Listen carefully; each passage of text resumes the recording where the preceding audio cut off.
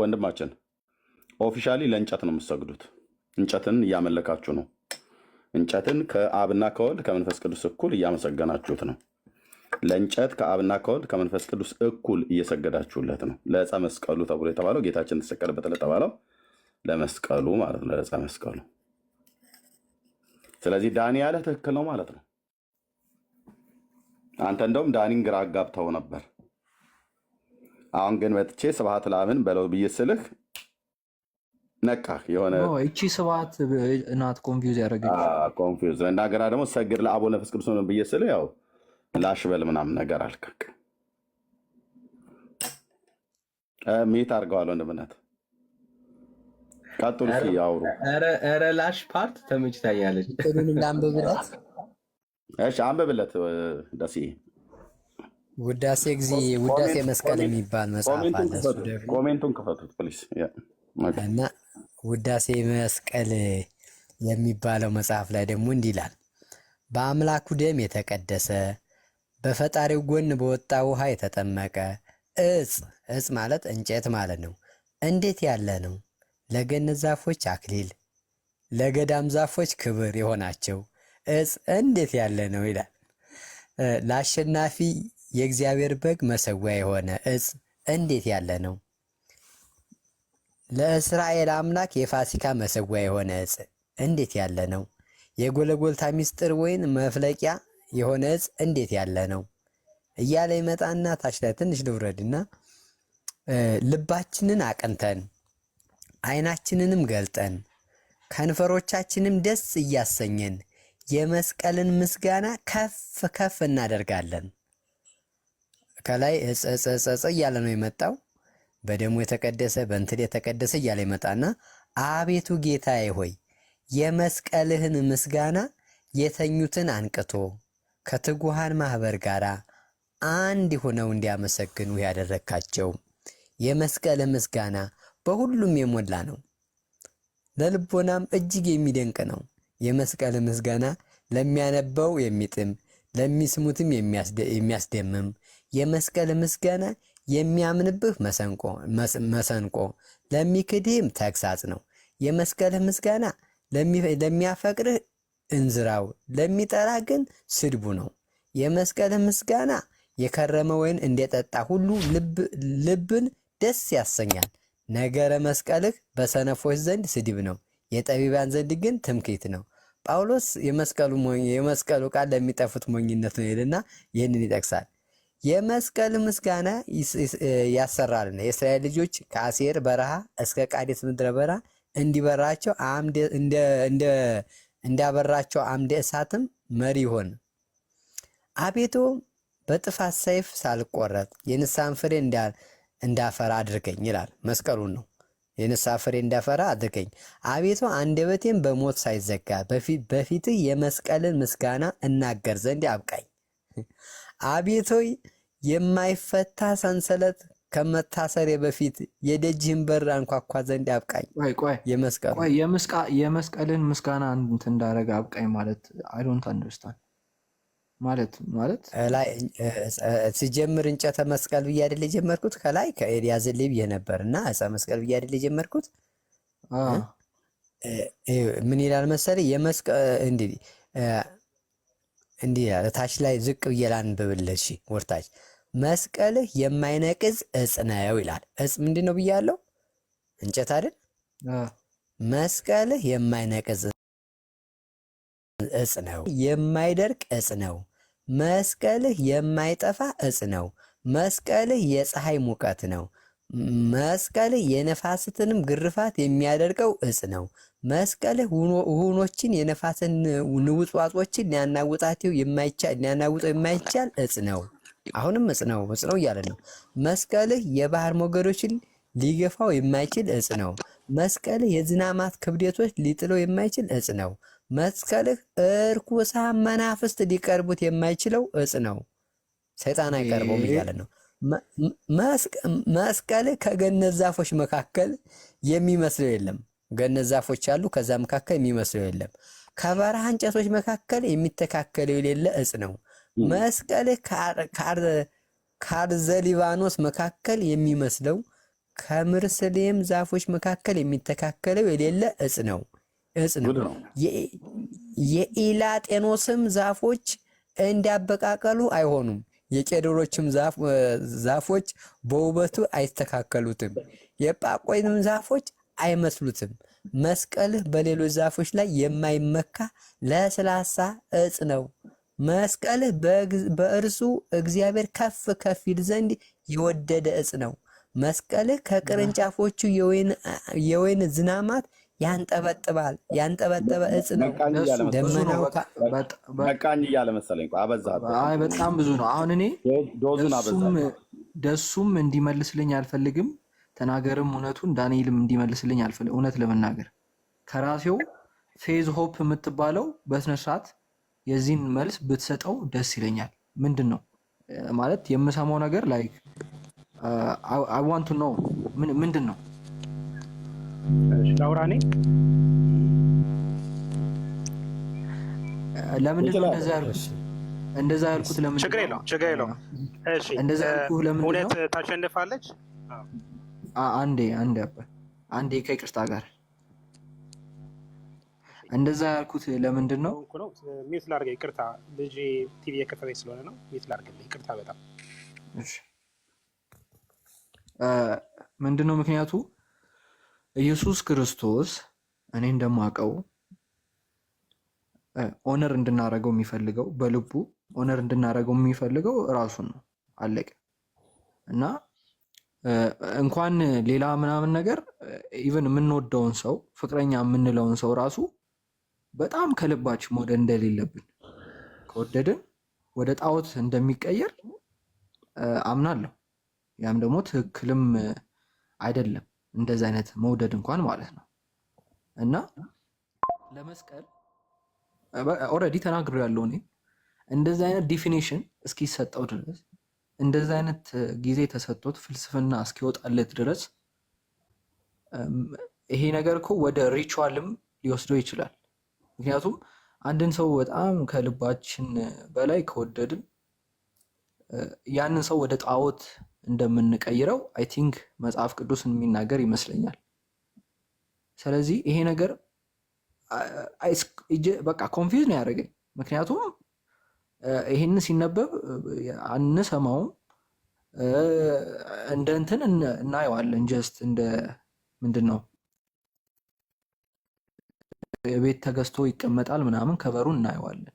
ሞስትሊ የምንጸልየው ስብሐት ለአብ ራሱ ስንት ጊዜ ደጋግሜ እንትን ብያለሁ፣ ግን አንድም ቀን እንደዚህ አስቤ አላውቅም። ኢቨን በስብሐት ለአብ ነው እንደዚህ ትንሽ ያስደነገጠኝ። እንዴት እንደዚህ ነገር ስል እንትን እላለሁ ብዬ ማለት ነው። ምክንያቱም ጀስት እውነት ነው ዋናው ነገር መፈለጉ፣ ሰው ያንን ነገር ማወቅ ስለምፈልግ ነው። ገብቷል። አሁን እነሱን በጠይቃቸው የሚፈጣጥሯት የሚጨማምሯት ነገር ሊኖር ይችላል። አሁንም ሪስፔክትፉሊ ነው የምናገረው። ያ ማለት እናንተን እንትን እያልኩ ሳይሆን ጀስት ከኛው በኩል ባለው ሃይማኖት ምንድን ነው የሚለው ሀሳቡን መረዳት ስለምፈልግ ነው። አመሰግናለሁ። አሁን አንዴ አማርኛውን ላንብብል። የቅድማን ዘወትር ጸሎቷን አንዴ ላንብብለት። ለአብ ለወልድ ለመንፈስ ቅዱስ አንድ ስግደት እንሰግዳለን።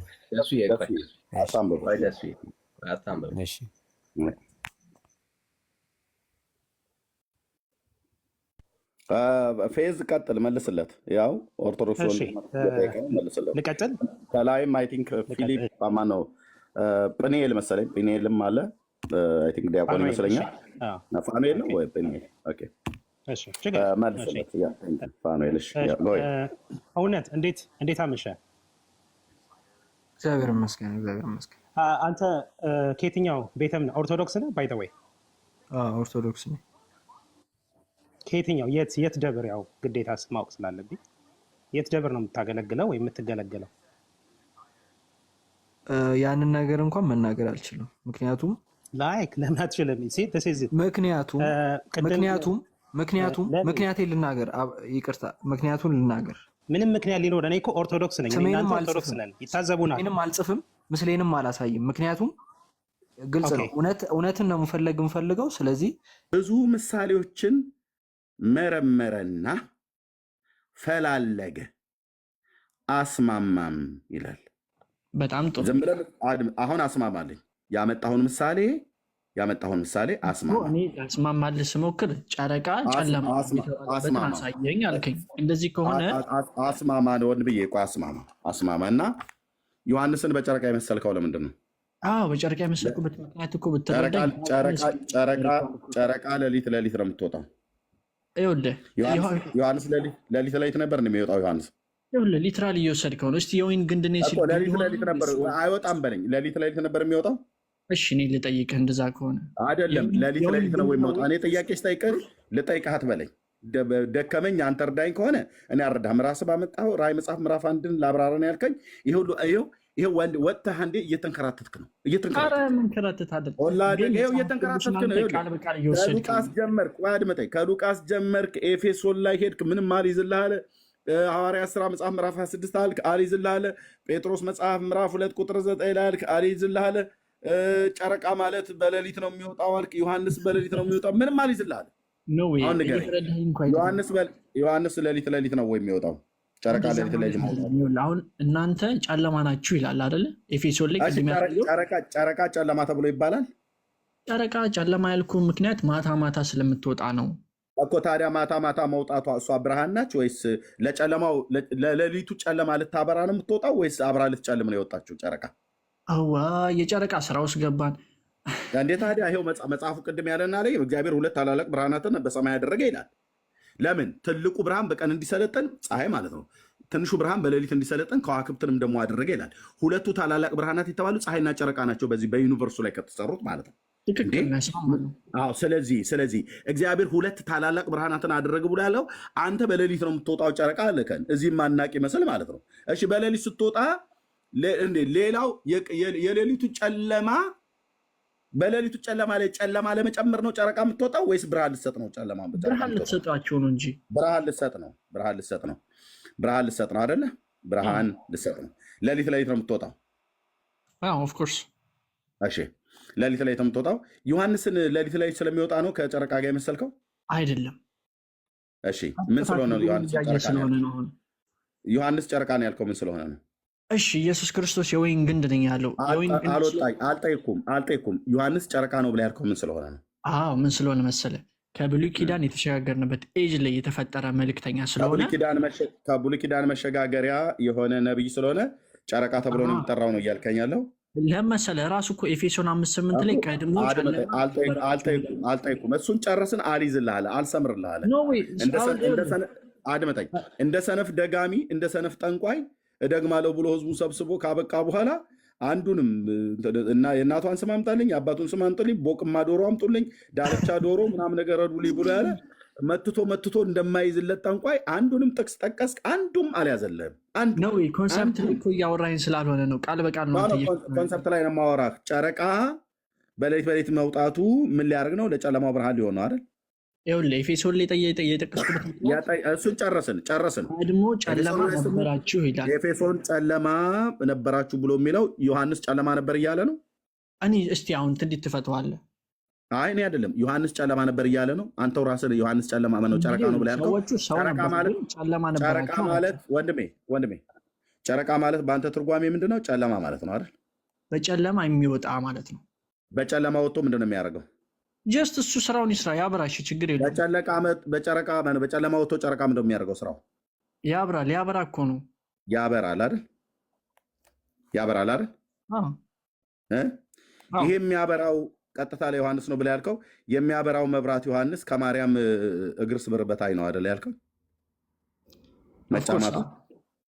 እሺ ይሄ ማለት ከእግሯ በታች መሆኑ በክብር ያንሳል የሚል ትርጉም እንስጠው ማለት እኔ የምረዳው እንዴት ነው? ከማህፀኗ በስልጣን ያንሳል በክብር ያንሳል የሚለውን እንስጠው ወይ ከእሷ በታች መሆኑ ማለት በክብር እመቤታችን የሚስተካከላት የለም እውነት ለመናገር እኮ። ስለዚህ ዮሐንስን ከእሷ ማነሱ ከእግሯ በታች መሆኑ ከእሷ በክብር ያንሳል ብሎ የሚለውን እንስጠው ወይ? እዚህ ጋር ግን ስለ ክብር ሳይሆን ሊናገር የፈለገው በማህፀን ውስጥ ስላለ ከእግሯ በታች መሆኑ በስልጣን ማነሱን ነው ወይ በስልጣን መተካከሉ ነው ወይስ ምንድን ነው የሚያመለክተው? ከእግሯ በታች እሷ ተጫምተዋለች እያልከኝ ነው? ይኸውልህ ኮኔክሽን ነው። ልክ የብሉይ ከእግሯ ሐዲስ በታች ኪዳን መሆኑ እግሯ ኮኔክሽን ስር ምናምን ብላት በል ብራዘር፣ ኮኔክሽን ብላት በል። ከእግሯ በታች መሆኑ ምንድን ነው ሪፕሬዘንት የሚያደርገው? ከብሉይ ኪዳን ወደ ሐዲስ ኪዳን መግባታችን እኮ ነው። እሱ ከብሉይ ኪዳን ወደ አዲስ ኪዳን ስለሆነ ከብሉይ ኪዳን ወደ አዲስ ኪዳን አሸጋጋሪ ከማርያም እግር ስር ምን ያደርጋል? ዘለላ በማህፀን ውስጥ ዘለለ እኮ። እንዴት በማርያም እግር ላይ ነው የዘለለው? አንዴ በማህፀኑ ዘለለ፣ አንዴ ማርያም እግሯ ላይ ነው የዘለለው። በኤልሳቤጥ ማህፀን ውስጥ ሳለ ዘለለ። የጠየኩ ከእግሯ ስር መሆኑ መጫማቷ፣ እሷ ተጫምተዋለች ይላል፣ ጨረቃውን ተጫምታለች ይላል። ስለዚህ በማህፀን ውስጥ ዘሎላት ሲወጣ ደግሞ እግሯ ላይ እሷ ተጫማችሁ አይደል? ለጫማ አንተ ቃል በቃል ትርጉም እየወሰድክ ነው እንግዲህ። ቃል በቃል ነው፣ ምክንያቱም ምሳሌው መስማማት አለበት። መክብብ እንዳለው ምሳሌው መስማማት አለበት። ወይስ ማርያም ከዮሐንስ በክብር ትበልጣለች እያልከኝ ነው እንዴ? እውነት ለመናገር በክብር ማንም ቅዱሳን አይተካከላትም። ግን ስለዚህ ዮሐንስንም ትበልጠዋለች አይደል? ኦፍኮርስ። አዎ ኢየሱስ እንደዚህ ብሎ ያፈርስብሃል ትምህርትህን። ግን አሁን ስለ ክብር መጣን። አሁን አይ ኢየሱስ ያፈርስብሃል ትምህርትህን። ይኸውልህ ማቴዎስ ወንጌል መጽሐፍ ምዕራፍ 11 ቁጥር 10 ላይ እውነት ከቁጥር 10 ጀምሮ ወደ ላይ ከፍ ብዬ ላንብብ። ስለ ዮሐንስ ነው እዚህ ጋር እየተናገረ ያለው። ለዮሐንስ እዚህ ጋር እንዲህ አላቸው። ከአንድ ጀምሮ ላንብበው እዚህ ጋር 12ቱም ኢየሱስም 12ቱን ደቀ መዛሙርት ማዘዝ በፈጸመ ጊዜ በከተሞች ሊያስተምር ሊሰብክ ከዚያ አለፈ። ዮሐንስ በወህኒ ሳለ የክርስቶስን ሥራ ሰምቶ ከደቀ መዛሙርቱ ሁለቱን ላከና የሚመጣው አንተ ነህ ወይስ ሌላ እንጠብቅ አለው። መጥምቁ ዮሐንስ ማለት ነው። ኢየሱስም መልሶ እንዲህ አላቸው፣ ሄዳችሁ ያያችሁትን የሰማችሁትን ለዮሐንስ አውሩለት። ዕውሮች ያያሉ፣ አንካሶችም ይሄዳሉ፣ ለምጻሞችም ይነጻሉ፣ ደንቆሮችም ይሰማሉ፣ ሙታንም ይነሳሉ፣ ለድሆች ወንጌል ይሰበካል። በእኔ የማይሰናከል ሁሉ ብፁዕ ነው። እነዚህ ሲሄዱ ኢየሱስ ለሕዝቡ ስለ ዮሐንስ ሊናገር ጀመረ፣ እንዲህም አለ፣ ምን ልታዩ ወደ ምድረ በዳ ወጣችሁ? ንፋስ የወዘወዘውን ሸምበቆን? ወይስ ምን ልታዩ ወጣችሁ? ቀጭን ልብስ የለበሰ ነው ሰውን? እነሆ ቀጭን ልብስ የለበሱ በነገሥታት ቤት አሉ። ወይስ ምን ልታዩ ወጣችሁ? ነቢይን? አዎ እላችኋለሁ፣ ከነቢይ የሚበልጠውን። ከነቢይ ብቻ አይደለም የሚበልጠው ይሄ ሰው፣ ልብ በሉ። እነሆ መንገድህን በፊቴ የሚጠርግ መልእክተኛዬን በፊት እልካለሁ ተብሎ የተጻፈለት ይህ ነው አለ። ብሉይ ኪዳን ላይ ኢሳያስና ሚልኪያስ የተናገሩትን ሁለት የብሉይ ኪዳን ታላላቅ ነቢያት የተናገሩለት ለዚህ ሰው ለዮሐንስ የተናገረውን ይህንን ጌታ እየመሰከረ ነው ማለት ነው። ኦኬ። ከዛስ እውነት እላችኋለሁ ከሴቶች ከተወለዱት መካከል ከመጥምቁ ዮሐንስ የሚበልጥ አልተነሳም። በመንግሥተ ሰማያት ግን ከሁሉ የሚያንሰው ይበልጠዋል አለ። ጌታ ምን አለ? ከሴቶች ከተወለዱት መካከል ከመጥምቁ ዮሐንስ የሚበልጥ አልተነሳም ይላል። ስለዚህ ከሴቶች የተወለደ በሴትና በወንድ ፍቃድ በግብረ ሥጋ ግንኙነት በአንድ ሴትና በአንድ ወንድ ፍቃድ መካከል በሚደረግ የግብረ ሥጋ ግንኙነት እግዚአብሔር ከማኅፀን ሰዎች እንዲወለዱ ካደረጉት መካከል ዓለም ከተፈጠረ ጊዜ ጀምሮ እንደ ዮሐንስ ያለ የተነሳ እሱንም የሚበልጥ አልተነሳም ይላል። ስለዚህ ማርያም ከዮሐንስ ታንሳለች እንጂ ማርያም ከዮሐንስ አትበልጥም። ኢየሱስ ነው ያለው። ስለዚህ የኦርቶዶክስ ትምህርት አድመጠኝ የኦርቶዶክስ ትምህርት አፈርደች በላ ማለት ነው። ለምን ማርያም ከሁሉ ትበልጣለች ብለው የሚሉት ከፈጣሪ በታች ከፍጡራን በላይ ናት ብለው የሚሉት ዮሐንስ ነው ከፍጡራን በላይ ብሎ ኢየሱስ የመሰከረው ባለቤቱ ዮሐንስ ነው የሚበልጠው ከሴቶች ከተወለዱት መካከል ከመጥምቁ ዮሐንስ የሚበልጥ የለም ብለው ይላሉ። ኦርቶዶክስ ደግሞ የለም ማርያም ነች ከሴቶች ከተወለዱት መካከል የምትበልጠው ይላል። ስለዚህ ኢየሱስ ውሸተኛ ነው፣ ኦርቶዶክስ እውነተኛ ነች አንልም። ኢየሱስ እውነተኛ ነው፣ ኦርቶዶክስ ውሸታም ናት። ውሸታም በዚህ መጽሐፍት በወንጌሉ እንደዚህ ይላል። ስለዚህ ጨረቃው ረጋድኛለሁ። ጨረቃው ማርያም እግር ስር ምን ያደርጋል ብዬ ስልህ በክብር መብለጡ ነው አልከኝ። በክብር አለመብለጡን ተከታትዬ እንደዚህ መያዝ አለብኝ ማለት ነው። ስለዚህ ጌታ ኢየሱስ አደርብብኝ። በቃ ውሃ በላው እኮ አልኩ። ትርጓሜ አፈርደቼ ጋጠ። የኦርቶዶክስ ተረት አፈርደቼ ጋጠ። ውሃ ወሰደው። አንተም በውሃ ተወሰድክ። ትምህርታችሁን በውሃ ተወሰደ። የደብተራን ቅዠት ትሰሙና ትመጡና መጽሐፍ ቅዱስ አታነቡም። አታነቡም? ጨረቃን አንዴ ዮሐንስ ነው ትላለ፣ አንዴ ብሉይ ኪዳን ነው ትላለ፣ አንዴ ድልድይ ነው መሸጋገሪያ ነው ትላለ፣ አንዴ ድልድይ ደግሞ ከሰው እግር ስር ነው ከማርያም እግር ስር ነው ብለህ ትላለ። እማትለው የለም። ኤፌሶንን ሞከርክ አልያዘልህም። ሉቃስን ጠቀስክ አልያዘልህም። ሐዋርያ ሥራ መጽሐፍ ጠቀስክን አልያዘልህም። ሚዩት አድርገው፣ ሚዩት አድርገው፣ ሚዩት አድርገው፣ ሚዩት አድርገው። በቃ ጨረቃው ላይ እኮ ራሱ እንኳን ራዕይ መጽሐፍ ምዕራፍ 12ን ልታብራራልን ቀርቶ ጨረቃው ማን ነው? ጨረቃን ተጫምታለች ብሎ የሚለው ከጨረቃው ጀመርኩኝ። ስለዚህ ምንም የምትለው ነገር አንዱም የጠቀስከው ጥቅስ እንደ ሰነፍ ጠንቋይ ሊይዝልህ አልቻለም ማለት ነው። ግምት ነው የምትናገረው፣ ትገምታለህ። ጠንቋዩ መጋረጃ ቤት ውስጥ ሆኖ ማነሽ ይላል እና ይናገራል። እናትሽ ሞታለች አይደል? አልሞተችም እኮ በሕይወት ያለችዋን ሴትዮ ነው ሞታለች ብሎ የሚለው። እንደዚህ አይነት ሰው ነው ማለት ነው። ኤፌሶን ትላለህ። እሺ 2:8 ይነበብልን። ሄደን ስናነብ ቀድሞ ጨለማ ነበራችሁ፣ አሁን ግን በጌታ ብርሃን ናችሁ ይላል። እና ምን ማለት ነው? ዮሐንስ ጨረቃ ነው ብለህናል። ብሉይ ኪዳን ጨረቃ ነው ብለህናል። ስለዚህ ብሉይ ኪዳን ጨረቃ ነው ብሎ የሚለውን እኔ ጨረቃውን ታሳየኛለህ ብዬ ስል ጨለማ ታሳየኛለህ። ጨረቃ የጨለማ ተቃራኒ ነው። ምክንያቱም እግዚአብሔር ጥንቱኑ ሲፈጥረው 2 ታላላቅ ብርሃናትን በሰማይ ያደረገ ይላልና ትንሹ ብርሃን ተብሎ የተጠራው ጨረቃ ነው። ስለዚህ ይሄንን ፋይሉን ወደ መዝገብ ቤት ልከናል። አሁን ምንም ነገር አልናገርም። 12ቱ ከዋክብት እነማን ናቸው? ሴቲቱ ጭንቅላት ላይ የወጡት ግን እዚህ ጋር 12ቱ ከዋክብት እነማን ናቸው? ጨረቃውን በቃ ጨርሳ ነበር። 12ቱ ከዋክብት እነማን ናቸው? 12ቱ ከዋክብት የተባሉት ደግሞ ሐዋርያት ናቸው።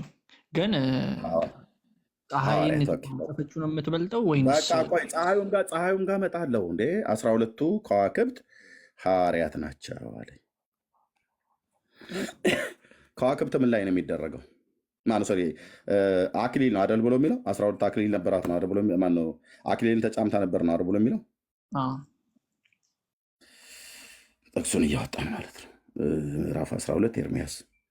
እሺ ታላቅ ምልክት በሰማይ ታየ፣ ፀሐይን ተጎናጽፋ፣ ጨረቃ ከእግሮቿ በታች ያላት፣ በራሷም ላይ 12 የከዋክብት አክሊል የሆኑላት አንዲት ሴት ነበረች። በራሷ ላይ ነው።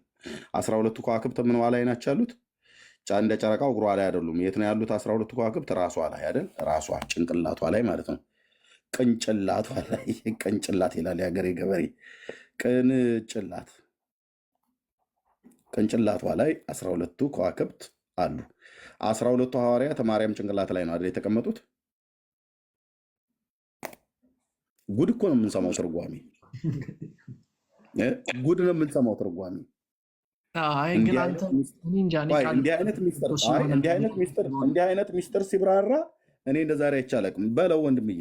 እንደዚህ አይነት ሚስጥር ህዝቡ ሁሉ እኮ ተደመመ። አየው ጽጭ አሉ ገስት ላይ ያሉት ቅድም እነ ዳጊ እሺ ጭንቅላቷ ላይ ወይ ደግሞ በሀገሬ ገበሬ ንግግር ቅንጭላቷ ላይ 12ቱ ከዋክብት ሐዋርያቱ ናቸው አልክ። ሐዋርያቱ እሷ ጭንቅላት ላይ ከወጡ እሷ ከነሱ በታች ነች ማለት ነው አይደለም? ይኸውልህ ልንገርህ አንድ ነገር ግን ልናገር። እኔ መጽሐፍ ትናገራለህ። አንተው የተረጎመው እኮ ትርጓሜ ነው ትናገራለህ። ኦኬ ዮሐንስ አሁን እንደዚህ ነው የምናየው ማለት ነው። ማርያም እዚህ ጋር አለች፣ እዚህ ጋር ማርያም አለች። በወንድማችን አተረጓጎም ማርያም እዚህ ጋር አለች ማለት ነው። ኦኬ ማርያም ነች እንበል። ዮሐንስ ጨረቃው ዮሐንስ እግሯ ስር ነው አለን። ጌታ ደግሞ የለም እግሯ ስር አይደለም ከሁሉ ይበልጣል ብሎ ቆይ በኋላ እነግራለሁ። የጌታን ዮሐንስ ነው አለን። 12ቱ ከዋክብት ደግሞ 1 2 3 4 5 6 7 8 9 10 11 12 12ቱ ከዋክብት ደግሞ ወንድማችን ሐዋርያት ናቸው አለን። ሐዋርያቱ የት ነው? በራሷ ላይ ነበሩ ይላል መጽሐፉ። ደግሞ ምንም ምሕረት አያደርግም ሲናገር በራሷ ላይ እዚህ ጋር። ለዚህ ነው ራሷ ላይ ራሷ። እሺ እቺ ማርያም ናት። እቺ ማርያም 12ቱን ሐዋርያት ራሷ ላይ ተሸክማ ዮሐንስን ደግሞ እግሯ ስር የምታደርግ ናት ማለት ነው። ጌታችን ደግሞ የለም ዮሐንስ በአወላለድ በክብር ከተባለ ከማርያምም ከ12ቱም ከፍ ብሎ ከሁሉ በላይ ነው። ከፍጥረት በላይ ከሴት የተወለደ ማንም አይበልጠውም ይላል ዮሐንስ። እዚህ ጋር ነው ያለው። በክብርም በመወለድም በምንም ሐዋርያቱም ማርያምም ማንም አያክለውም። እሺ፣ ስለዚህ 12ቱ ሐዋርያት 12 ከዋክብት ናቸው፣ በራሷ ላይ ነበሩ ብሎ ይላል። በራሷ ላይ የሚቀመጡት ለምንድን ነው? ለጌጥ ነው ወይስ ለምንድን ነው? እሺ፣ እኔ ልክ እንደዚህ አይነት ጥያቄ ልጠይቅ አንተን። አይ እንዴ መልስልኝ። የወይን ግንድ ስራና ኢየሱስ ክርስቶስ የወይን ግንድ ያለው ገና ቁጥር አንድ ላይ ነኝ ወንድምዬ። ገና ቁጥር አንድ ላይ ምሳሌ ነው አሁን እየተመሰሉት 16 ቁጥር ይጠብቃል። 16 ቁጥር ይጠብቃል። በጣም አድካሚ የሆነ ስራ ነው የጀመርከው። እባክህ ገና ፀሐዩ አለ። እንቀጥል። ልቅ እኔን አጠይቀኝ። አንተ አንብበንልሃል። አንተ ልታብራራልን የመጣው በቃ መናፍቃኑ ዛሬ ከኔ ጀምሮ ጸጥ ረጭ አሰኝተን መልስ አሳጣህን። አሁንም እባክህ በለውና በራሷ ላይ መቀመጣቸው 12ቱ እነ ጴጥሮስና እነ ቶማስ መቀመጣቸው ለክብር ነው ለጌጥ ነው? ለምንድን ነው በራሷ ላይ ተቀመጡት? እስቲ ግንድ ሳለ የወይን ግንድ ሳለ አሁን ግንድ ማርያም ማለት ሁለቱ መጽሐፍ ግንድ አትበል ብራዘር፣ ግንድ አትበል። ስለ ግንድ አላወራንም። ምንም ግንድዬ ምንም ግንድ አይደለ። አየው ቃላቶቹን እኮ አንተ ሊትራል ቃል ብራዘር በራሷ ላይ 12 ከዋክብት በራሷ ላይ መሆናቸው ምንድን ነው ትርጓሜው? ይሄ ማለት ከእሷ ይበልጣሉ ልትለኝ ነው? እንደሱ አይደለም። ቃል በቃል እየፈታ በራሷ ላይ ዮሐንስ ከእሷ ማነሱ መጫማቷ ከእሷ አንሷል ብለህ ካልክ ሐዋርያቱ ደግሞ ጭንቅላቷ ላይ ነች ያሉት። ምክንያቱም በራሷ ላይ ብሎ ስለሚል ሐዋርያቱ ጭንቅላቷ ላይ፣ ዮሐንስን ግን እዚህ ግርጌው አርከው። ጨረቃው ማለት ዮሐንስ ነው። ይሄ ማለት በክብር ከእሷ ስለሚያንስ ነው ምናምን ነገር ብለህ አልከን። አንዴ ብሉይ ኪዳን አልከን ምናምን ነገር አልከን። ሐዋርያቱ ጭንቅላቷ ላይ መቀመጣቸው ለምንድን ነው? ግን ያልኩህ ሚኒንግለስ ሐዋርያቱ ጭንቅላቷ ላይ የተቀመጡት ለምንድን ነው? መራራ ምሽት ነው አደለ? ይሄ ቀን ነው ወይ? ልክ እኔን ሀሳብ የተረዳልኝ አይደለም። ራዕይ መጽሐፍ ምዕራፍ 12 ገና ቁጥር አንድ ላይ ነን።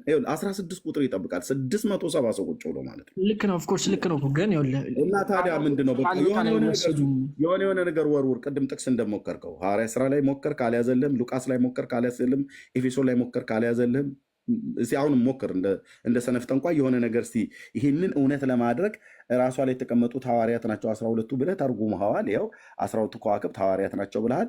እቺ ማርያም ናት፣ ከእግሯ በታች ዮሐንስ አለ፣ ጌታ ግን ከእሷ በላይ ነው ይላል። ከሴት የተወለደ ማን በክብር የሚበልጠኝ ነው ብሎ ስላለ 12ቱ ከዋክብት ደግሞ ጭንቅላቷ ላይ አሉ። ምንድነው መንፈሳዊ ትርጉሙ? እሺ ጥቅስ ልስጥህ። እሺ ሞክር። አሁን ዮሐንስ ወንጌል 15:1 አንብብልኝ። እሱ ስለ ግንድ ነው የሚናገረው። እሱን ነው የምልህ እኮ እኔም። በቃ ስለዚህ አልቻልክም ማለት ነው። ሁለተኛ እንዳይለመድህ እታች ወረድና ታብታብ አድርገው። ሁለተኛ ዮሐንስ ኮንሰፕት ላይ እያወራን ያለው ዮሐንስ ጨረቃ ነው እንትና ሞፈር ነው እያልክ የምትለው ይሄ የደብተራ ወሬ ሞልተ መተህ። ሁለተኛ እንደዚህ እንዳይለመዳችሁ። ሁለተኛ ተንከራተትኩ፣ ተከታተልኩ። ኤፌሶን ይነበብልኛል አነበብኩ። ሐዋርያ ሥራ መጽሐፍ ምዕራፍ 26 ቁጥር 18 አነበብኩ። ጴጥሮስ ይነበብልኛል አነበብኩ። ሉቃስ ይታይልኛል አነበብኩ። አንዱም አልያዘልህም፣ አንዱም አልተስማማልህም። መክብብ ላይ አሳይቼ ሰለሞን የተናገረውን ሰባኪው ጠቢብ ስለሆነ ብዙ ምሳሌዎችን መረመረ፣ ፈላለገ፣ አስማማ ይላል። የማይስማማ ትርጓሜ፣ የማይስማማ ጥቅስ እያመጣህ እንደ ሰነፍ ጭቃ መራጊ ጭቃ። ይሄ ምንድነው? እጅ ላይ ያዝከው ጭቃ። ኦርቶዶክሳውያን ማለት ነው። የት ነው የምትለጥፉት? ያገኘሁት ላይ ይሉሃል ኦርቶዶክሳውያን። ነጭም ልብስ የለበሰ ላይ ሰውም ይሁን ከብትም ይሁን ግርግዳም ይሁን ድንጋይም ይሁን ምንም ይሁን ብቻ መለጠፍ ነው። ጥቅስ መለጠፍ። ሴት በተባለችበት ቦታ ላይ ለመቤቴ፣ ለወላዲቱ፣ ለአዛኝቱ ይልልሃል ማለት ነው።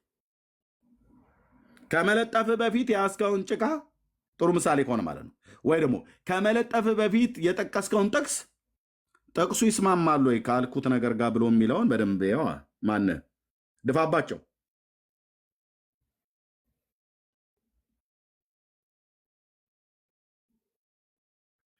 መምሬ ለጥፌ ብለህ ልትላቸው ትችላለህ። እነዚህ መምህር ለጥፌ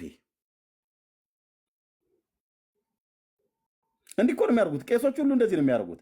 ይሄ ትርጓሜ ማን ነው ታውቃላችሁ? ቄሶች ናቸው የተረጎሙት። ቄሶቹ ሲተረጉሙ ቃልዮት ያሰማልን በእድሜ በጤና ይጠብቅልን ብለው ይሏቸዋል። እነሱ እኮ መድኃኔዓለም እድሜህን ያሳጥረው እኮ ተብሎ የሚያስብል እርግማን የሚያስነሳ እኮ ትርጓሜ እኮ ነው የሚተረጉሙት። አንራገምም እንጂ በአዲስ ኪዳን ክርስቶስ እንደዛ አላስተማረንም እንጂ የተረጎሙትን ትርጉም ብታዩት ከመጽሐፍ ቅዱስ ጋር ከአለመስማማቱ የተነሳ ኧረ እኚህን ምን መድኃኔዓለም እድሜዎትን ይጨምርል ብለህ እድሜያቸውን ያሳጥረው ብለህ ልትላቸው የሚያስብል እኮ ትርጓሜ ነው የሚተረጉሙት። ማለት የማይስማማ የማይገናኝ የማይቀራረብ ነገር ማለት ነው። መምህር ለጠፌ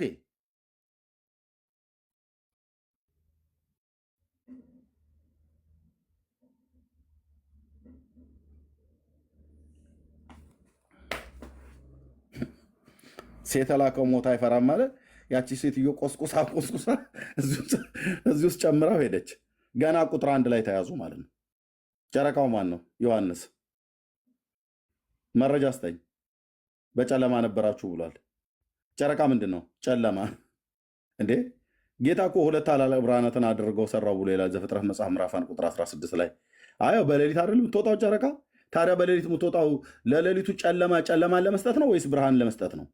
ጨረቃ እኮ ጨረቃን ጨለማ ብልሃታል። እግዚአብሔር ብርሃን ብሎታል። ኦርቶዶክሳውያን ግን ጨረቃን ጨለማ ነው የሚሉት። ምክንያቱም እናንተ በእኛ በኦርቶዶክሳውያን መነጽር አታዩትምና ይለዋል። ይሄ ተረታም ትውልድ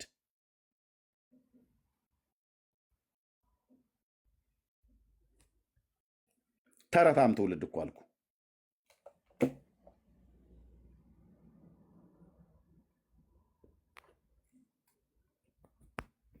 እሺ ና እስቲ ና አክሊለ ዘተዋህዶ እና እስኪ ና ግባ። ለአቅመ ውይይት አልደረስክም ነው ያልከኝ? ና ግባ እስኪ አስገቡት ፕሊስ። እኔ ማስገባት አልቻልኩም። አክሊለ ዘተዋህዶ ና ግባ እስኪ ና ግባ። ይሄ ምሽት ከሌሎች ምሽቶች ሁሉ የተለየ ምን አይነት የተረገመ ምሽት ነው ብለህ እንድትል እናደርግሃለን ማለት። ና ግባና ተርጉምልን እስኪ አንተ። እህት ጀመረችው ወንድምህ ተረጉማለሁ ብሎ አለ። የደብተራዎችን ወሬ ይዞ መጣ። አንዱም ከአንዱ አልሰመረም፣ አንዱም ከአንዱ አልያዘም። ሴት ባያችሁበት እናንተ እመቤታችን ነች ብላችሁ ትላላችሁ። እሺ እንኳን ደህና መጣ ወንድማችን። ሰላም ነው ቀለሜ። ኦኬ አግባው፣ ሂድና አግባው ከፈለክ ይህን ሰውዬ ማለት ነው። አንድ ብዬ ምን በሱ ፍቅር ተጠምዳችሁ ነው? ሂድና አግባው ከፈለክ ማለት አንተም ይሁን ወይ ለእህትህ ዳርለት። ምክንያቱም አንዳንዶቹ እየተጋቡ ስለሆነ በተመሳሳይ ጾታ ማለት ነው። እሺ ጥያቄ ያለው ሰው ካለ ማነው? ሶሪ መልስ የሚመልስ ሰው ካለ ማለት ነው። ስግደት ለማርያም ወይ ለመስቀሉ ነው ብለን ያለን የራዕይ መጽሐፍ ምዕራፍ 12ን እተረጉማለሁ ብሎ ገቡ። አንዲት የሚስማማ ጥቅስ አይጠቅሱም ወንድሞች እናቶች። ይሄ ከምንድን ነው የሚመነጨው? ለማርያም መጽሐፍ ቅዱስ ከሰጣት ቦታ የበለጠ ኦርቶዶክሳውያን እንሰጣለን ብለው ልብ በሉ። ለጌታችን እናት ለቅድስት ድንግል ማርያም በክርስቶስ እናታችን ለሆነች በክርስቶስ እህታችን ለሆነችዋ ለጌታችን ለኢየሱስ ክርስቶስ እናት ለማርያም ጌታ ከሰጣት ክብር የበለጠ ክብር እንሰጣታለን ብሎ በሚል አባዜ ተጠምደው ክብር እንሰጣለን ብለው ሲሉ የማይመሳሰልን ለማመሳሰል፣ የማይገናኝን ለማገናኘት፣ የማይቀራረብን ለማቀራረብ ከመሞከር የሚመነጭ አባዜ ነው የተጠናወታቸው ኦርቶዶክሳውያን። ምን ብለው አሉ? በምን እንመስላት ድንግል ማርያምን አሉ። ምሳሌ የላትም ክብሯን የሚመስል አሉ። እውነትህን ነው። ክብሯን የሚመስል ምሳሌ የላትም። በመኑ አምሳለ መኑን አስተማስለኪ። እውነትህን ነው። ምንም አትመስልም አይደል? እሷ ማንንም አትመስልም አይደል?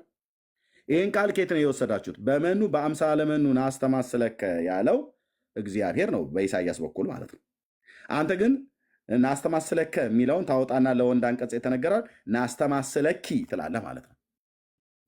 ልክ አባ ገብረ ኪዳን ቢጫው መነኩሴ ቢጫ የሚለብሱ መነኩሴ ማለት አሐቲ ድንግል ብሎ በሚል መጽሐፋቸው እዚህ ጽፈዋል። እየተኮመኮመላቸው ነው።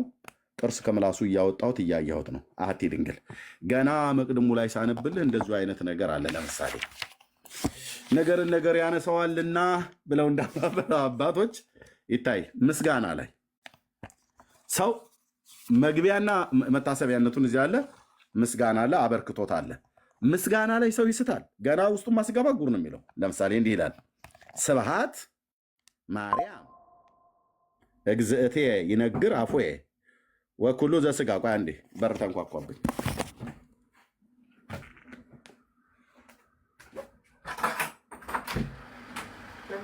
Yes.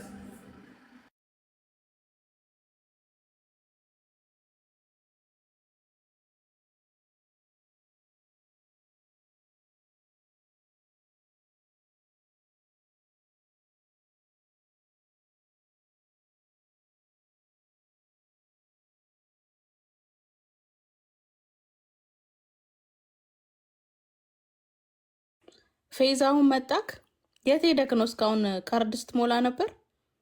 ዛሬ እኮ በጣም የማይመስል ነገር ነው። ግን ናገባሽ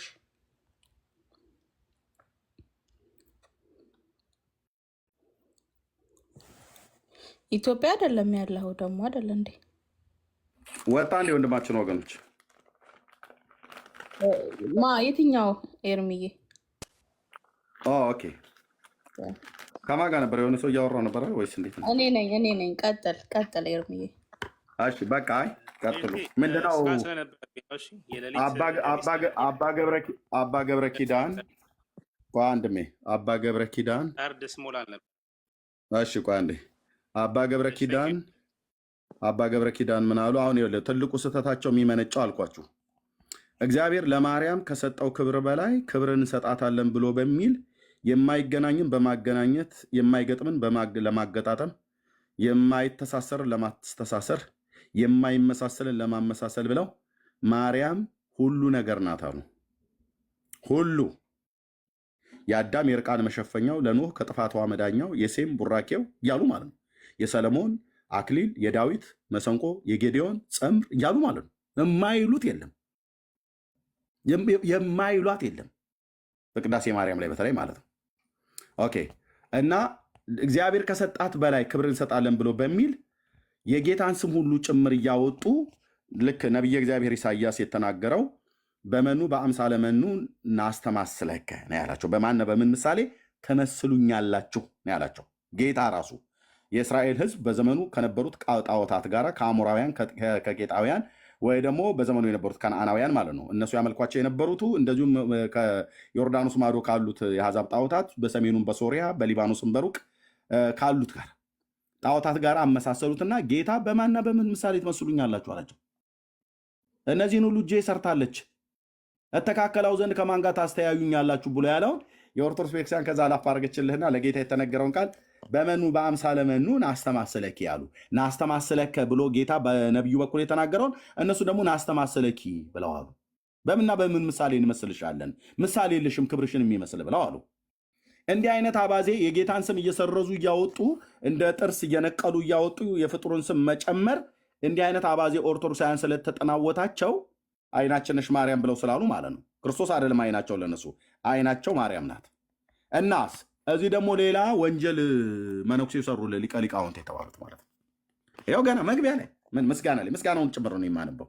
አበርክቶቱም የትኛው ሳነብ አንድ አትቀርም አንድ እና እዚህ ጋር ምን እንዳሉ ይሁት ስብሐት ማርያም ይነግር ማን እግዝእቴ ይነግር አፉዬ ወኩሉ ዘስጋ ይባርክ ለስማ ቅዱስ ለእመ ንጉሥ ለዓለም አለ። የእመቤቴን የማርያምን ክብር ይናገራል። ምን አንደበቴ የእመቤቴን የማርያምን ክብር ይናገራል። ስጋን የለበሰ ሁሉ ንጹሕ ለሆነው ለንጉሡ እናት ስም ምስጋና ያቀርባል ለዘላለሙ አሜን አለ። የት ተጠቀሰ ጥቅስ የለም። ይሄ ቃል ስብሐት ማርያም ብሎ ያለው ስብሐተ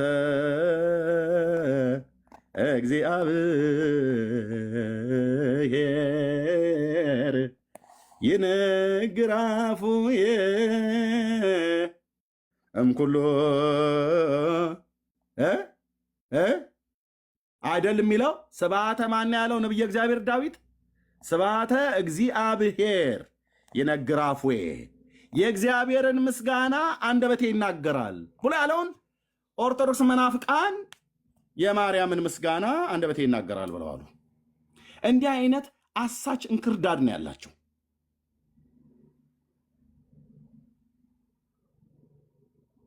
እንዲህ አይነት አሳች ወንድሞች እናቶቼ፣ ምስጋና ላይ ሰው ይዋሻል። አራት አይና የሚባሉ ሊቀ ሊቃውንት የተባሉ ሰውዬ የምን ኃላፊነታቸው ቤተክርስቲያኒቱ? አባ ገብረ ኪዳን ግርማ የርዕሰ ገዳማት ወአድባራት ጣና ቂርቆስ ጣና ቅዱስ ቂርቆስ የአባቶችና የእናቶች አንድነት ገዳም የአራቱ ጉባኤያተ መጽሐፍት ምስክር መምህር ናቸው። ማለት አራት አይና የተባሉት ይሄ ነው።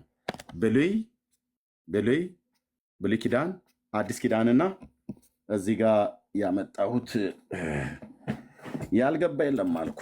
እዚህ ጋር ያመጣሁት የዚህ መጽሐፍት ማለት ነው። መጽሐፈ መነኮሳት እና ማር ይስሐቅ ፍሊክስና አረጋዊ የተባለው እና የምን የመጽሐፈ ሊቃውንት የመጽሐፈ መነኮሳት እና የብሉይና የአዲስ ማለት ነው። የዚህ ሁሉ የአራቱ ትልቅ መጽሐፍት መምህር ናቸው። ሊቀ ሊቃውንት ነው ተብሎ የሚጠሩት። ይበረበራል፣ ይፈተሻል፣ ይጣራል። የኦርቶዶክስን መጽሐፍት በወንጌሉ በትር እንወቀዋለን። ገለባ ከሆነ ቡናኙን አምጥቼ አደባባይ ላይ ገለባህን አሳቅፋለሁ ማለት ነው። እንደዚህ እያወጣው ሰው ምስጋና ላይ ይዋሻሉ። ወንድሞች እናቶች፣ ምስጋና ላመስግን ብሎ ማንንም የሚያመሰግነው እግዚአብሔርን ምስጋና ብሎ ሊሆን ምን እንደሚል ታይለ በተናቁ ነገሮች ስራን ሰርቶ የሚደነቅ እግዚአብሔር ነው አሉ። እሺ ለእግዚአብሔር ነው ምስጋናዎት? አዎ። እዚህ ጋር በእግዚአብሔር ላይ ዋሽተዋል። ስብሐተ እግዚአብሔር ይነግራፍ ወይ እምኩሉ ስጋ ሁሉ ስጋ ለባሽ ሁሉ ብሎ ያለው ማለት ስጋ ለባሽ ማን ነው የሚያመሰግነው? ነብየ እግዚአብሔር ዳዊት ምንድን ነው ያለው?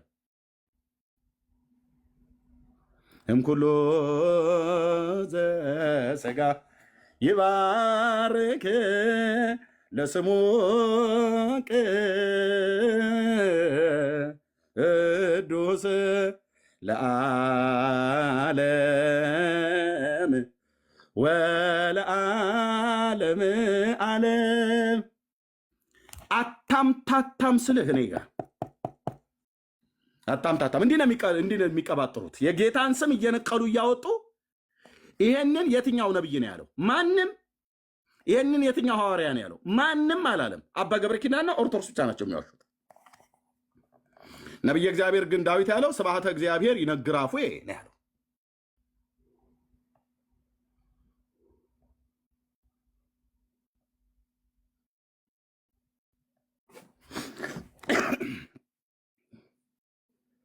አቤቱ ጌታዬ፣ ለጌታ የተነገረውን ይኸውልህ የእግዚአብሔርን ስም ነቀሉና አወጡት። እኔ ደግሞ ነቅያ አወጣታለሁ አልኩ፣ ከትውልድ ልብ ውስጥ ማለት ነው። የጌታ ስም ነው። ስብሐተ እግዚአብሔር ይነግራፍ ወይ ነው ያለው ዳዊት።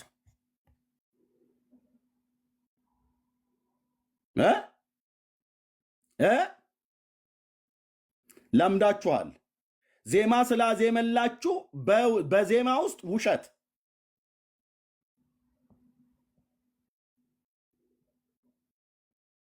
ስብሐተ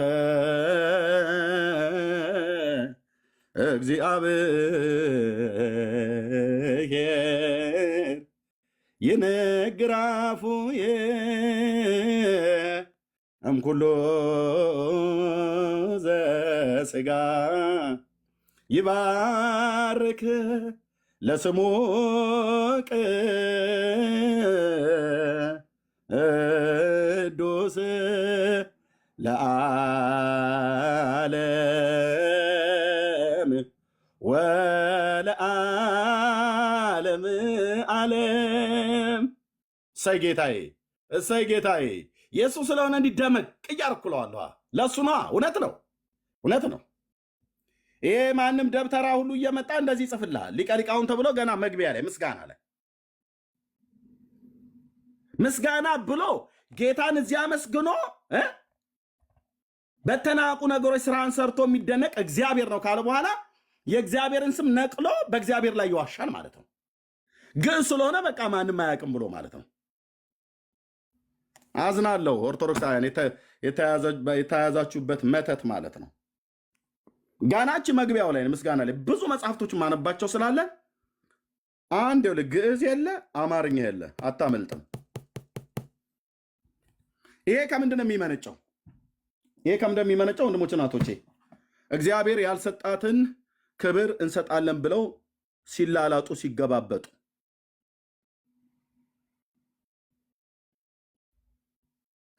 የጌታ የእናት ማርያም ቅድስት ድንግል ማርያም ጌታ ባከበራት መጠንና ልክ ከብራለች።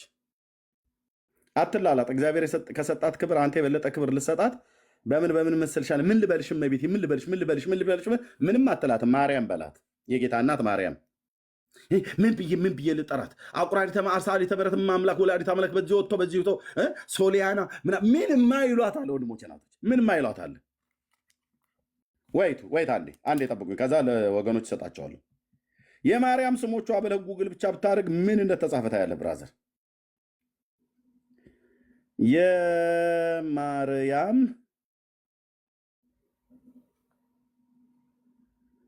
የማርያም ስሞች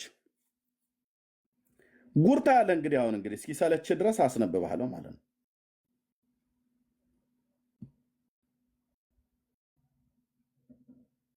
ኦኬ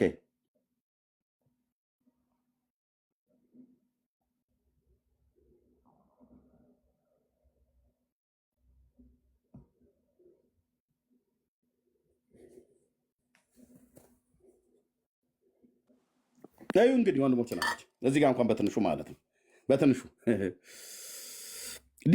ድንግሎይ አንቺ እኮ ይሄ እኮ ካህናቱ ናቸው ብሎ ቢሉት አንቺ እኮ የአማኑኤል እናት ናሽ አሉ። እውነት ነው። የመላእክት እህት አሉ። ውሸት። ማከማ ቢዋለድ ነው የሚካኤል እህት የምትሆነው። መላእክት አይወልዱ አይዋለዱ፣ ልቡሳን ስጋ አይደሉ። እሷ የአዳም ዘር ናት። የእኛ እህት ተብላ ብትባል ናት፣ እህቴ ነች በክርስቶስ። የሰማዕታት አክሊል አለች። በፍጹም የሰማዕታትን አክሊል ሰማዕት ከሆኑ በኋላ እኔንን አክሊል እንሰጥሃለሁ ነው ያለው መጽሐፍ ቅዱስ ላይ። የአዳም ተስፋ አለ። ኧረ በፍጹም በራሳችሁ እንኳን መጽሐፍት ምንድን ነው የሚናገረው? ከገነት ሲሰደድ አዳም አባታችን ሞት ነግሶብን ሳለ በእኛ በሁላችን ቃል እንደገባለት ተወልዶ ሊያድነው በመከራው ጊዜ መሸሸጊያ ሆነው እግዚአብሔር መልካም ነው። ለአዳም ተስፋው ማን ነው? አንቲ ውእቱ ተስፋሆሙ ለአዳም አሜ ይሰደድ እምገነት። የደብተራ ወሬ ነው ብራዘር። ማርያም ሰው ለሰው ተስፋ፣ አዳም ሰው ነው፣ ማርያም ሰው ነች። ተስፋው ሆና አታውቅም። የአዳም ተስፋው እግዚአብሔር ነው። የዳዊት ተስፋው ማን ነው? እግዚአብሔር ነው። አሁንስ ተስፋዬ ማን ነው ብሎ ካለ በኋላ አብርሃም አይደለምን እመቤቴ አይደለችምን አለ ዳዊት? አላለም። እግዚአብሔር ነው ነው ያለው። ውሸት። የፀሐይ መውጫ አሉ። እውነታችሁ ነው። ምስራቅ ማለታቸው ነው። የፀሐይ መውጫ፣ የገነት ምንጭ፣ የደናግል መመኪያ፣ የነቢያት ትንቢት። አንድ ነቢይ ነው የተናገረላት ትንቢት፣ አንድ ኢሳያስ፣ ድንግል ትጸንሳለች ብሎ። ከዛ ውጭ ምንም ያወሩት የለም። የሳሙኤል ዘይት አሉልህ። እግዚኦ የሳሙኤል ዘይት እነ ሳኦል እነ ዳዊት የተቀቡበት ማለት ነው። የኤልሳ ማሰሮ አሉ። የኤልሳ ማሰሮ አንተ ሰው እየቀለድክ ነው? እውነትህን ነው። ኑ ግቡ፣ ከእጅ ላይ እንዴት እንደማራግፈው አሳያለሁ። የአሮን በትር፣ የአቤል መስዋዕት አሉ። የለችም እኮ የሌለችበት ዘመን የአቤል መስዋዕት፣ የኤፍራታ ምድር፣ የሙሴ ጽላት። የሙሴ ጽላትን ቶ ጽላት ኤርምያስ ጽላት ብቻ አይደለም፣ የሙሴም ታቦት ናት ይላል። ጽላት ዘሙሴ ጸጳጦስ ሲና ብሎ ሲል ይላል። ታቦቷስ ራሷ ናት። ራሷ ድርሳነ ኪዳነ ምሕረት ላይ ራሷን ይችላል። ታቦቷም ሰው ጽላቱም ሰው ሁለ በነገሩ እሷ። የዳዊት በገና፣ የጌዴዎን ጸምብ፣ የኤፍሬም ውዳሴ፣ የጽድቅ በር፣ የአርያም ንግሥት፣ የመቅደስ ዕጣን። አረቆይ አለ ምን ሶሪያና ምን ያላሉታል። የማርያም ስሟ እንትን ጠፍቶኝ እኮ ነው አንተዬ፣ ጠፍቶኝ ነው። ሜላዊት አስታውሰዋለህ? የማርያም ስሟን ድሮ ተደረድር ከነበረ ማለት ነው። እንኳን ደህና መጣህ። ቅድም ሰላም ሳለ በሜድ ቅር ብሎኛል። ደስ የሚለው መጽሐፍ ቀጥታ ሜላ መጽሐፍ ደርሶኛል። አሁን ያንተን መጽሐፍ ነው የተቀበልኩት። ቴንኪው። ኦኬ እሺ፣ ታስታውሳላችሁ? የማርያም ስሟ ተብሎ የተባለው አንድ ባት ጉድ ሜላ ታስታውሰዋለህ? 120 ስሞች 120 ስም አይደል? 120 ስም ነው የማርያም ስሞች የሚባሉት። አቤቱ ጌታዬ፣ መጽሐፉ ስለደረሰ ደስ ብሎኛል። እድሜ ቴንኪው ወንድምነት። 120 ስም እንግዲህ ወንድሞች፣ አሁን 120 ስም እዚህ ብናነብ ራሱ ቀኑ አልቆ ሌሊቱ አልቆ እንትን አይሉም። አይነጋም ብንተነትነው። ይሄ ሁሉ ምንድን ነው የሚያሳየው? ወንድሞች እናቶቼ፣ እግዚአብሔር ያልሰጣትን ክብር እንሰጣለን ብለው ሲላላጡ የማይመሳሰል ነገር አምጥተው ለማመሳሰል፣ የማይቀራርብ ነገር አምጥተው ለማቀራረብ በማድረግ ማርያምን ቀጥታ እያመለኳት ነው ለማለት ነው። ቴንኪው ፌዝ መቀጠል ትችላለህ ከፈለክ። ዳንዬ ካለ ድምፅ አሰማ፣ ከሌላ መቀጠል ትችላለህ። ሶሪ እንግዲህ እኔ ስገባ ስወጣ ርዕስ እየተቀያየረ ነው። ቅድም ስለ መስቀል ነበር፣ ከዛም ገብቼ ልዋይ ስል ያው ኔትወርክ አስቸግረኝ ስለ በቃ መስቀሉ ላይ ሌላውን ተው፣ መስቀሉና ማርያም ላይ ከሜላ ጋር አውሩ። የዮሐንስ ራእይ ብለኝ ነበር፣ እሱን ማውራት ትችላለህ ወይስ አልተዘጋጀም? ጀምረህ አሁን አጨርሰውም ብራዘር፣ ችግር የለውም እንጨርሰዋለን። ደቂቃ እንያዝና እንጀምር። ኔትወርክ ጥሩ ነው? አሁን ጥሩ ነው። እሺ አውሩ፣ ከሜላ ጋር አውሩ። አልከኝ ከሜላ ጋር አውሩ፣ ከሜሎስ ጋር። እሺ ሜሎስ የዮሐንስ ራእይ ጋር እንሂድ። ሜላ ትችላለህ? ዮሐንስ ራእይ 2። እሺ ከአንተ ጋር ቢቀጥል ጥሩ ነው ስለጀመራችሁት። እሺ ችግር የለውም። ኦኬ ከኔ ጋር ይቀጥልሽ። ጌታ ይመስገን። የሜላ መጽሐፍ ደርሶኛል። ያልተገለጡ ገጾች አንብቡት ወንድሞች እናቶች። አሁን የነ መምሬ እንቶኒን መጽሐፍ ወደ ጎን ትንሽ ዞር አድርግና ነገሩ ምናልባት በአንድ ቀንም ልጨርሳት እችላለሁ ጌታ ከረዳኝ፣ ካልሆነ 2 ቀን በጥንቃቄ ነው የማነበው። እንደዚህ አይነት መጽሐፍቶችን አንብቡ፣ ብዙ እውቀት ስለምታገኙባቸው እና ቴንኪው ሜላ፣ ጌታ እግዚአብሔር ይባረክ። ቪዲዮንም እያየው ነበር መጋቢ ጋሻ እየተናገረ የነበረውን ፕሮግራምህ ላይ ጌታ ይባረክ። እሺ ወንድማችን ራእይ መጽሐፍ ምዕራፍ 12 ቅድም ስላነበብከው ቅድም ስላነበብከው ቅድም አንብበኋላ አይደል? ሙሉ ከዛም ከላይ ጀምረን እየተረጎምን አሁን አንድ ባንድ ታብራራዋለህ ወይስ ጥያቄ ልጠይቅህ?